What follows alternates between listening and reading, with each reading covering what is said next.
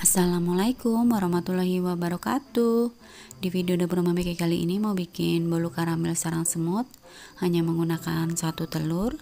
Sebelumnya saya pernah buat ya dengan resep yang berbeda dan hasilnya kurang memuaskan. Untuk kali ini alhamdulillah hasilnya bersarang, kenyal dan enak. Nah, yang mau tahu apa bahannya dan gimana cara aku bikinnya, ditonton videonya sampai akhir dan jangan di skip. Ikuti langkah-langkahnya. Untuk resep lengkapnya teman-teman bisa cek kolom deskripsi di bawah video ini atau bisa juga screenshot di sini.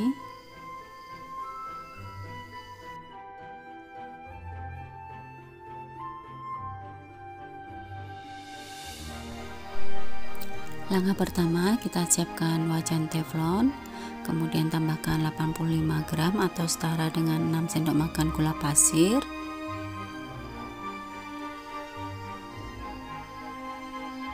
Kemudian ini kita masak dengan api yang paling kecil. Kita diamkan dulu. Setelah berwarna coklat seperti ini, kita goyang-goyangkan, lalu bisa kita aduk sebentar ya. Nah, jika sudah mencair, kemudian tambahkan 120 ml air. Ini suhu ruang ya, boleh yang hangat, tapi di sini saya menggunakan suhu ruang aja untuk airnya. Lalu kita aduk sampai gulanya larut.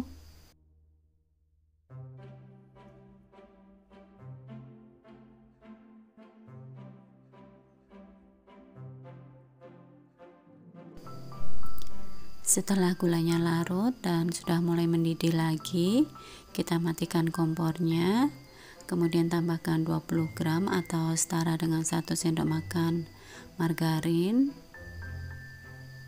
Kita aduk ya supaya margarinnya leleh atau mencair.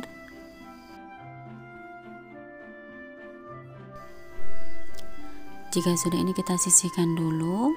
Kita tunggu sampai suhu ruang atau dingin.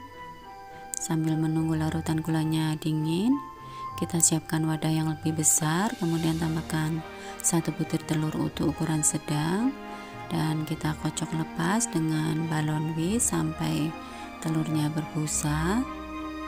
Nah, seperti ini cukup. Kemudian tambahkan 40 gram atau setara dengan 1 saset susu kental manis putih. Lalu kita aduk ya dengan balon whisk supaya tercampur rata.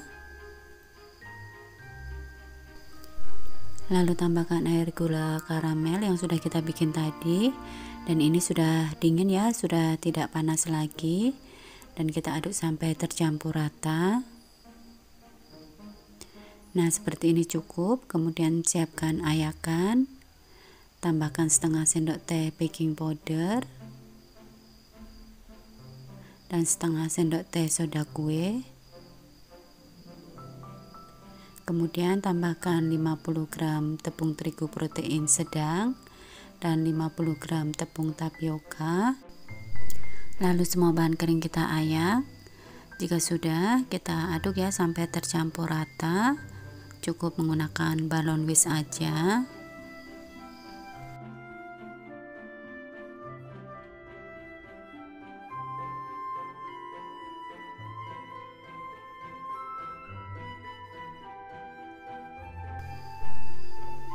Untuk memastikan supaya tidak ada bahan yang mengerindil, ini akan saya saring, dan untuk wadahnya saya menggunakan gelas ukur yang bercorong supaya mudah nanti saat menuangkannya ya.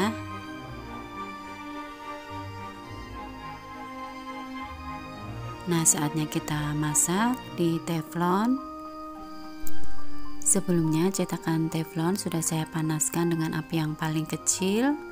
Dan untuk kompornya kita beri jarak ya dengan cetakannya supaya tidak mudah gosong nanti.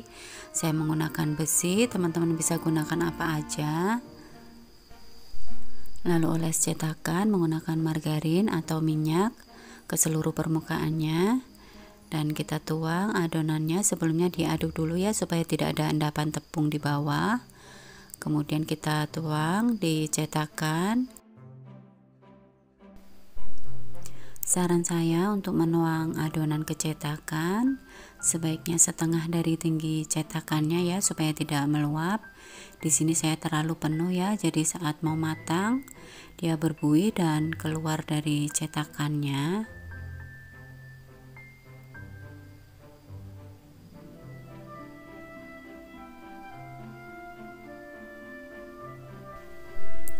Nah, jika sudah kita tuang semuanya, ini kita tunggu ya kurang lebih 10 menit, kita diamkan aja dengan api yang paling kecil.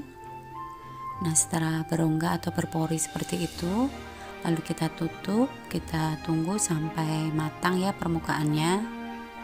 Nah, ini sudah mulai matang, permukaannya sudah kering. Kemudian bisa kita buka tutupnya dan kita keluarkan.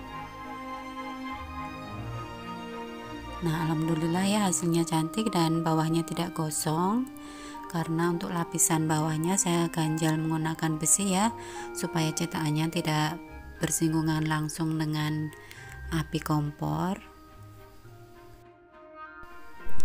Untuk satu resep ini kurang lebih jadi 9 bolu sarang semut.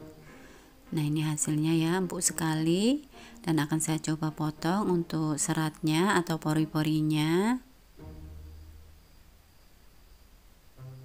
Nah, terlihat ya, bergaris, tandanya ini bersarang ya. Akan saya coba potong satu lagi, dan posisinya melawan arah seratnya. Nah, terlihat ya, pori-porinya sangat cantik. Bisa dilihat ya, dan ini sangat empuk, kenyal, rasanya enak, bikinnya juga gampang ya.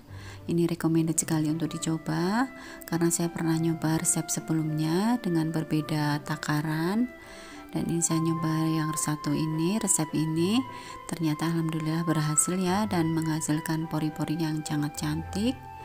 Ini recommended sekali ya untuk dicoba. Semoga resep ini bermanfaat. Sekian dulu, wassalamualaikum warahmatullahi wabarakatuh.